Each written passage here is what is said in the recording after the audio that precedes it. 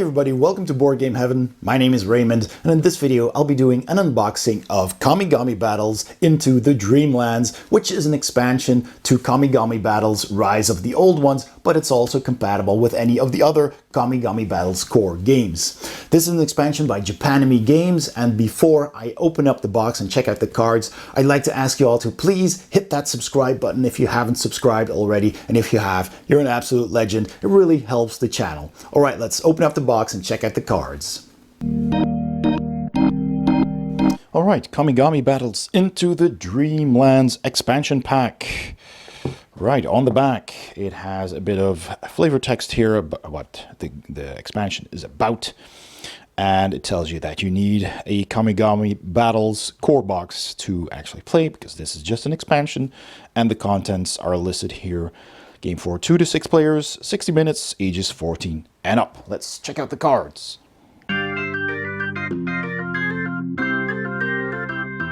Alright, so first of all, we find the dividers, so you can put all these cards in the core box.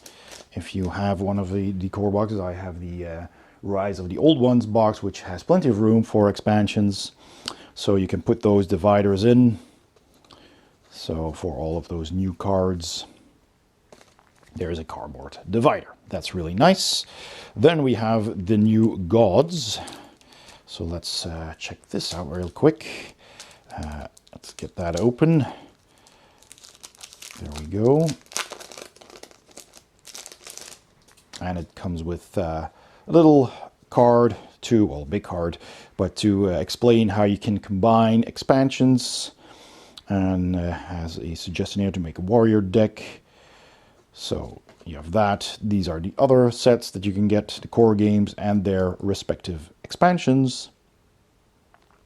So that's nice. And then we have 6 new gods and a location. So let's have a look. So we have Karakal, one of the very colorful gods. So pay 2 energy, all disciple level 1s gain act, attack 1 until the end of his turn, so you can make all your disciples attack. Or you can banish 1 disciple level 3 from your hand to gain 3 faith buying points. That's cool. They all have this icon which matches this expansion into the Dreamlands. We have Hagar Grayonis. That looks pretty cool, a cyborg-like. Pay 1 energy to discard 1 red warrior from your hand to remove 1 energy from any location or god. And you can also act the next red warrior you play this turn may only be defended against by warriors. Lobon. Also very nice art. If you did not attack last turn, add 1 energy to Lobon. And you can react, pay 1 energy during an attack. And then gray warriors gain react, and that will get them defense 2 against this attack. Nyarlathotep, the Crawling Mist. A different version. That's cool. You can discard 1 warrior from your hand. Choose 1 player to discard 1 card of their choice from their hand if they have 4 or more cards in their hand. It's always good to force your opponents to discard stuff. And you can react, pay 1 energy, cancel an act ability on a warrior or disciple. Also very helpful. Ukrainos. Look at all the eyes. That's horrible. You can act to add 1 energy to an opponent's god. Reduce the cost of all blue warriors by 1 this turn. And you can react when you are attacked. Remove 1 energy from the attacker's location. Oh, that's good. We have Nath Horthath. Cool with the lion head there. That's really cool. I like the mask. The art on these cards is absolutely beautiful. You can act, pay 1 energy, add a +2 attack to the next warrior you play this turn with an act attack. Of course. You can react if your warrior does 2 or more damage to a god or location and add 1 energy to Nath Horthath. And then finally we have a location, Ancient Kadath. Look at that. That is beautiful. It's far more lovely than I had ever imagined Kadath would be. But that's the whole theme here. Everything is anime style. And it has 2 reactions. When an opposing god gains energy, add 1 energy here. You may activate this ability once per turn. And you can pay 2 energy from here. When this is attacked, change the target to another location, including the attackers. Ooh, that's actually really good. So those are nice cards there. Then we have these 2 packs of cards. So let me just open these up. Let me put the box out of the way. So we have all of those cards here. So let me just start with the top ones. We got level 3 disciples, a whole bunch of these that you can use as your standard disciple that you can buy. Costs 2 faith. It can act, banish 1 disciple from your hand to gain +2 faith, or you can react with a defense of 2. It's not bad. So you got a whole bunch of those. All right, so yeah, we get these. And what else do we get? We get a Gug. That's an interesting translation of what a Gug could be. It's cool. I like that it kind of has the fur coat that he's wearing kind of resembles an actual Gug, sort of.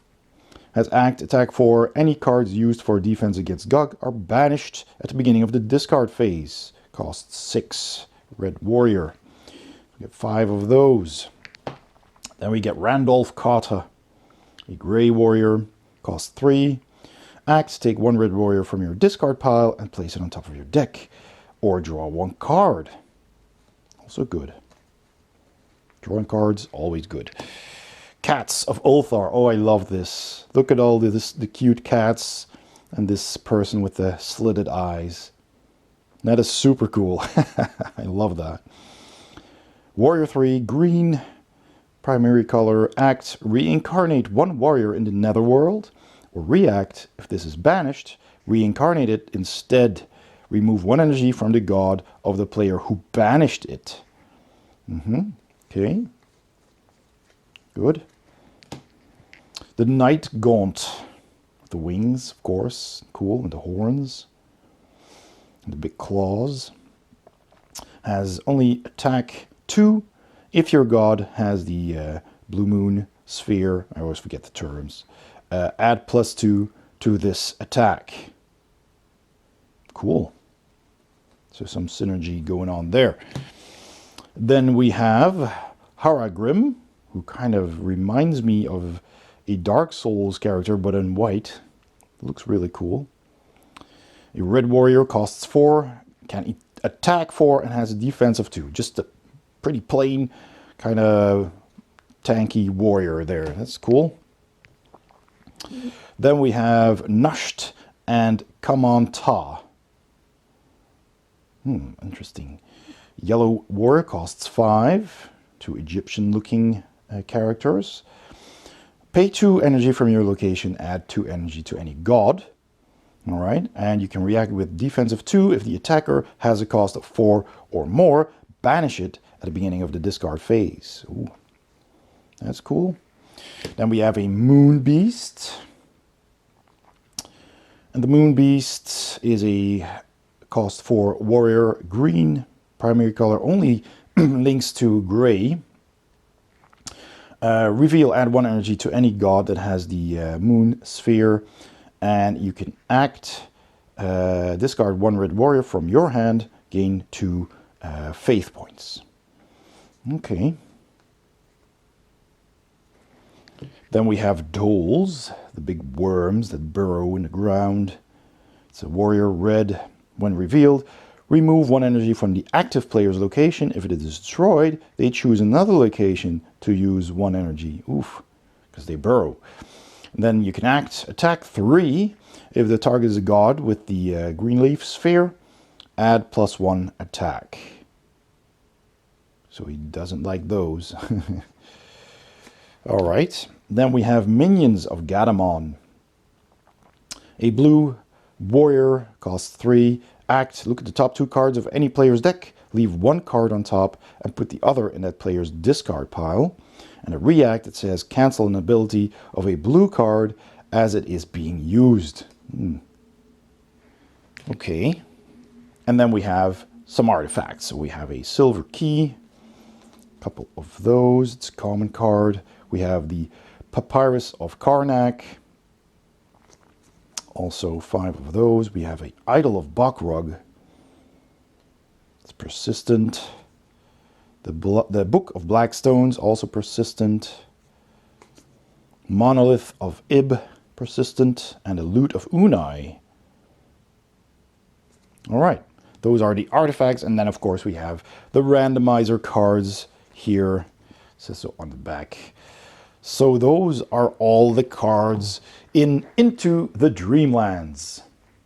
And so that was my unboxing of Kamigami Battles Into the Dreamlands by Japanime Games. I hope you enjoyed this video. If you did, please give it a thumbs up. Don't forget to subscribe if you haven't already. And also check out my Patreon page by clicking the link in the description below or the icon at the end of this video. Thank you so much for watching, and I'll see you next time on Board Game Heaven.